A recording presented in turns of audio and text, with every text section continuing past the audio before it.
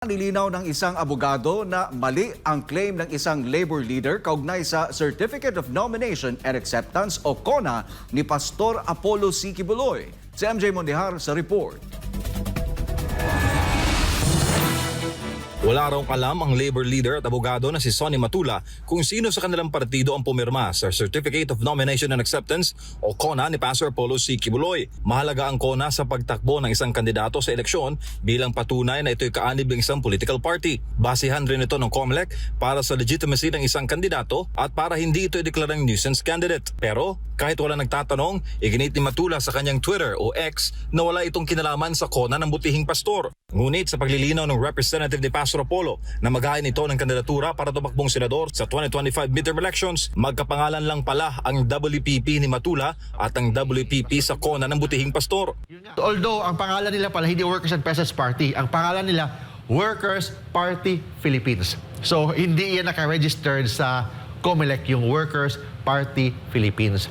Workers and Peasants Party o WPP ang naka-attach sa kandidatura ng butihing pastor. Parehong WPP ayon kay Tolentino sa grupo ni Matula. Si Attorney Tolentino ang presidente ng legit na WPP.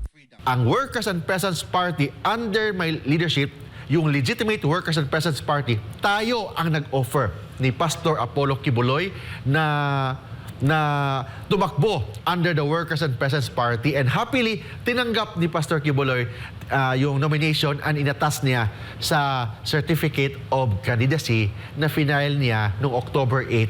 Nauna nang nilinaw ng Commission on Elections na hindi makakaapekto sa kandidatura ni Pastor Apollo ang isyu ni Matula. Kahit ganito, welcome pa rin naman ang grupo nila Matula na suportahan ang kandidatura ng spiritual leader ng Kingdom of Jesus Christ.